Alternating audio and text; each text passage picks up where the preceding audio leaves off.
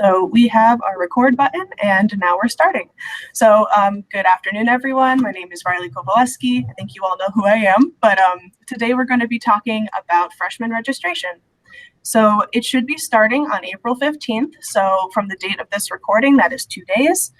And we're going to be talking about how to access the advising tool, because that's where you will register the courses for the students. We'll also talk about which tabs to look at that are useful for planning the courses. And we'll also talk about the course catalog and the course plan, how to register the courses from there. So I'm going to go ahead and share my screen. And I am already logged into the Marywood U portal.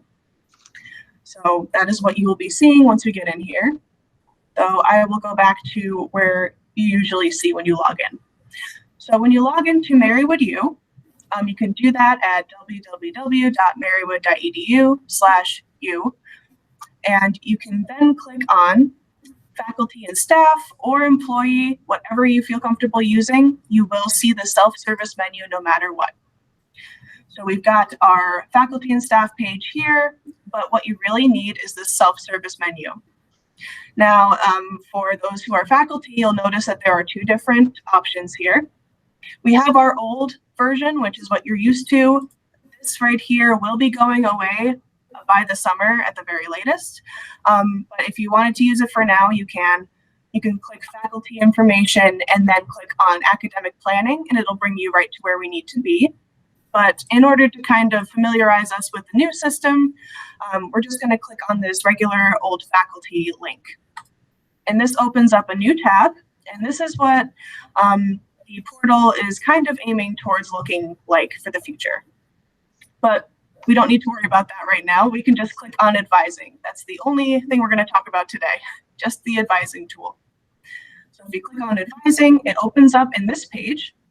And if you are an academic advisor, you will see your list of advisees right here, but most of us are not. So what you will do is just type in the name of the student you're looking to make a schedule for. So here with the name and ID, you want to put the last name first. So if you search by first name, it's going to give you a bunch of results for that first name as a last name, if that makes sense. So what you're going to do here is type in the last name, click enter, and you'll get all of the people who fit that last name. You can also type in the comma and then the first name, and you'll get the whole thing. But you get the names of everyone. If you hover over them, you get like a little profile here with their student ID and such.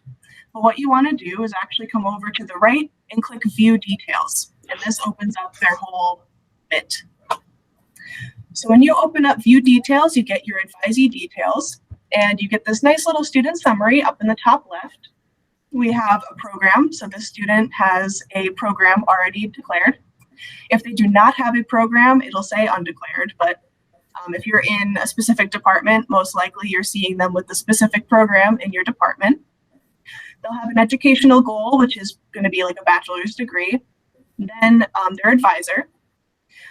If they have one set yet, student ID, and then email. So if you need to reach out to them for any reason, there's an email right here that you can use, and obviously it is accurate. So the thing you want to look at first is these tabs right here at the bottom. They are where you will kind of navigate through the student's profile, and these notifications kind of just go with like advisor web release. So I think for freshmen, you won't really see those. But if you're an academic advisor, you may see this if you need to release them for registration. But what we're going to do first is go over to the Notes tab. So the Notes tab is usually where the registrar will put in some notes about what they've taken in high school, like in terms of foreign language. So if they've taken 3 or 4 years, maybe they only need to take 1 foreign language course, whereas if they've taken, I think, 2 or less, they will need to take 2, unless that's no longer accurate. But there will be notes here from the registrar that say, like, they have, they are expected to take this many credits in a foreign language, or they've tested out of English because of their AP score, things like that. So look out in the notes section for little things that clue you in to what kind of courses you can add to this person's schedule. You can also compose notes yourself. Just know that if you put a note in here, you cannot delete it. So the student will be able to see it whenever they come into their portal. So it's mostly just an informational note either for the student or for the registrar, whatever you need to do here. Just know you cannot delete them. Now, I do know that there is a glitch currently with this note tab, and from my understanding, I haven't seen the exact wording yet, but it sounds to me as if the note tab kind of doesn't show notes even when it's supposed to, unless you come to the course plan and click like add a course plan or something. To my understanding, since I have not seen it yet, there is like a note here that has a button about loading a course plan, and once you do that, then you can see the notes. If you want more information on that, you can call the registrar's office, but they told me to make sure everyone's aware that if you do not see notes, there's a button you need to click on the course plan first. And if you come across that and would like me to see it and walk you through it, please call me because I don't know what it looks like.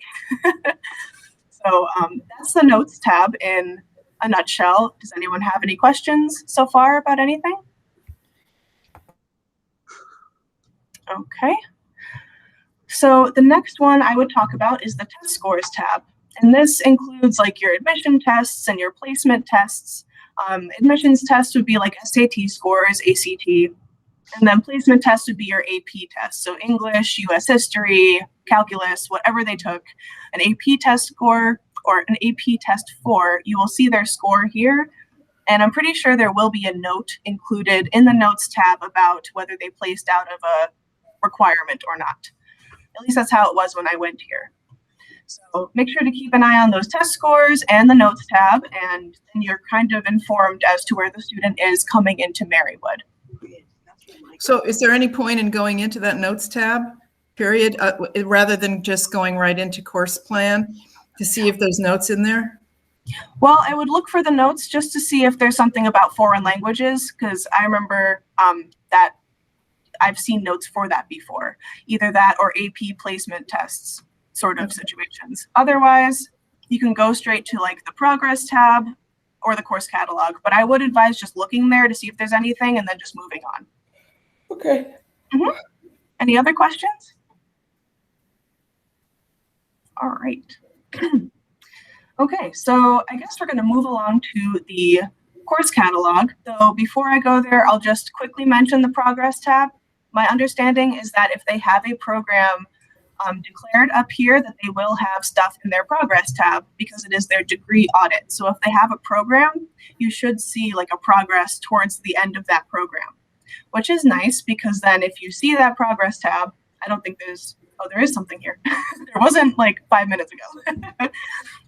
But when you come to the progress tab, if they have a program declared, you can actually use these requirements to inform your schedule. So this is a doctoral program, so it's not really what you'd be looking at, but it's kind of set up very similarly. You'd have different sections of the requirements, and then you can click on that course to look for it in the course catalog. So it's very like, oh, I want this course, I click on it, it brings me to that entry in the course catalog, so I don't have to search for it.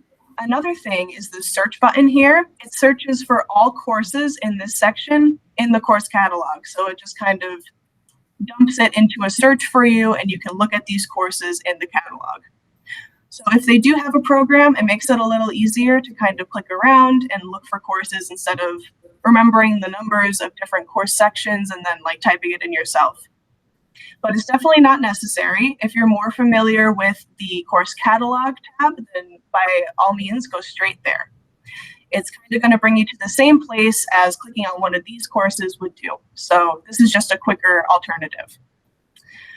If you click on course catalog, it brings you to a page where you have 2 tabs to choose from. The first one is the subject search, which is pretty self-explanatory. You just click on any subject here. So if you wanted an English course, you just click on English. And it opens up a new page with all possible English courses. So when you do this subject search in the course catalog, you want to make sure to come over here to the left and filter the results to the proper term, because it lists it for all of them, including the spring of 2021. So you want to make sure you click fall so that you only see the fall courses. And the nice thing about this little area is that you can then determine days of the week. So if you're already pretty far into creating a schedule, you can then choose specific days. If you need like a course for a Thursday, you can do that. You can also pick specific instructors if you like. You have the undergraduate academic level, of course. And then there's also like locations. If you're looking for like social work, you can pick in the Poconos or, whatever it ends up being. But the meat and potatoes of this course catalog area are these view available sections buttons. And these are actually where you will pick the section that you want to register the student for. But the fun thing about the advising tab is that whenever you select a section, you are just planning it. So you do have to go to the course plan to then register for it, but we will get there. So if I wanted to do like an English 160 for this student, I would find English 160. So here it is, just in general. And because we have it already narrowed down to the fall, I can see that there are available sections for the fall versions of English 160. So I can click on View Available Sections, and it'll bring up all possible sections for fall 2021. So you kind of take a look at the seats, how many are left. You look at what time and what day they take place. And that's pretty much the two things you want to look for at first. So you have available seats here. So maybe I want to add this one. What I want to do here is click Add Section to Schedule, and it brings up another little page. Now this one is also important because it kind of has some restrictions occasionally. So this one, for example, section 1 of 160 is restricted to Holy Cross students. So if you are not registering for a Holy Cross student, you should not be registering anyone in this section, and registrar will call you. So you will not get off the hook with it.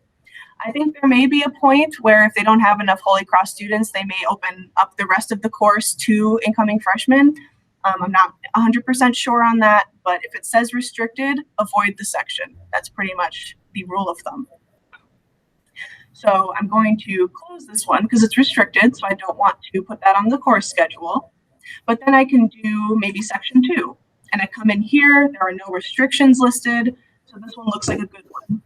So I'll click on Add Section, and you get a nice little, it's added to the schedule plan. You get a nice little message telling you that it's on the plan. So you don't have to go back there just yet. You can continue doing your course catalog searching. So what I'm going to do then is go back to the course catalog and show you what an advanced search looks like.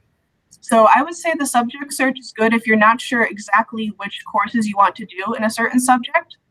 But if you do have a very specific idea of which courses you want to use, go straight to the advanced search because you can fill out everything. So you can start with your term and click fall 2021. And then you will click on a subject from here. So I'll do English again, just for fun. And it lets you put in the course number. So if I knew I wanted a 160, I could put that in. If I knew a specific section I wanted, I could do that too. And then I could do another subject. Maybe I'll do something like a history, and I'll do history 100. So I can add as many as I want. So if I wanted to do all like 5 or 6 of my courses right here and I knew exactly which ones, you can do that advanced search and you're good to go. You can also use it in a more general sense because it lets you pick the days of the week. So if you know you want a history course that takes place Monday, Wednesday, Friday, you can just dictate history and then check Monday, Wednesday, Friday, and you'll get courses that fulfill those requirements. You also have your time of day, all these kinds of things. You don't have to fill those in though, right? No. Okay. No, you don't have to click or you don't have to fill in all of them. I would say at least fill in the term and one subject, but you can do as much or as little as you like. That's fantastic because it's so exhausting going back and forth just for one course. Yeah. Honestly, Stephanie, I think it's brand new because when I was redoing the document earlier today, I found that was like, that would have been helpful a couple of years ago. Yeah, exactly. So I think it's brand new. And if it hasn't, then we're blessed to have found it now. So you can see I have my history 100s and my English 160s because I put those in. And I can see that even though I did search for 160, I already planned it. So the system's like, you already put one on there. Don't worry about doing it again. So for history 100, I'll just come in here and click view available sections. Now here you can see that there's one that's waitlisted. So you do not want to waitlist freshman students for courses. That is straight from the registrar. You don't want to put them in a waitlist. You want to give them a complete schedule, which makes sense. So I'm going to avoid section 1 because it already has one person on the wait list, and there's plenty of other sections that have plenty of room. So maybe I'll pick this 11 to 12 p.m., 26 seats. Let's see if there's any restrictions. There are none, which is great. So I'll click add section. And again, it's planned on the schedule. So I have 2 courses now. If I wanted to just make sure I'm registering for them so I can then move on and pick some others, then what I can do is go over to course plan. So I'll click on that. I did do it for fall 2021, but you can see right here it lists spring. So you just have to use your arrow keys to pan over to the next semester. So I have 2 courses here.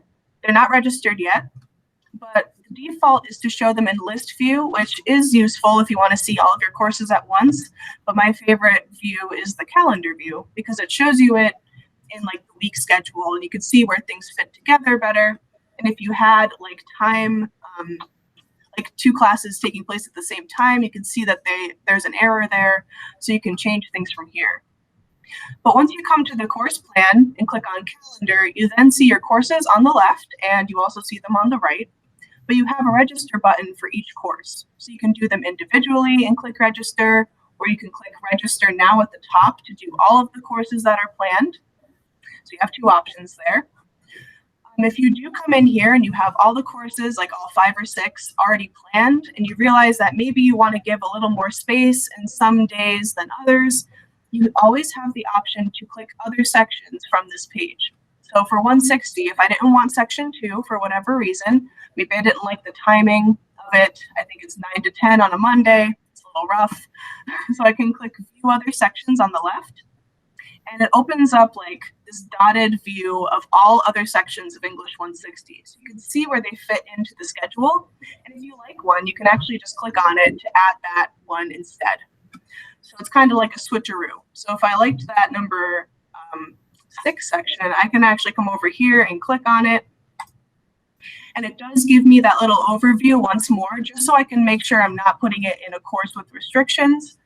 And if I like this one better, I can click add section, and it does keep the old one, but it does give me the new one as well. So you can kind of play around with different options with your sections. Though I will say I don't want 2 sections of 160. I don't think the system would let me do that. So you can just click the X on the one you don't want, click remove, and now it should be gone. So now I just have my History 100 and my English 160. They're both planned because they're in yellow. But now what I can do is I can register for them. Now, I won't do it because I'm on Kat's account, and she is in a doctoral program, and she does not need English 160. But once you do register for it, you'll get a nice green message saying, success, you registered. And these courses will then appear green in the schedule. And when you then look at them in the list form, it'll say registered with a green check mark. So all around, you'll know that those courses are enrolled for the student. So you'll be all good. But that is pretty much the overview of everything. Does anyone have any questions or comments? Yep, good. Yeah. And I'm going to say, I'm going to prelude this with, I'm sure you don't have the answer, but do we have any idea when we will be receiving our list of freshmen? That is a great question. Considering that we have to register them on Friday, it might be nice to have them. I would hope it would be soon. I can definitely reach out. I had assumed that they would already be out by now, but I don't get them, so obviously. But I would assume probably tomorrow, but I will contact registrar and ask, and then include it in the email with the recording. Awesome, thank you. Yeah, no problem. Any other questions from anybody? Steph Campo? Yep. Yes, my darling.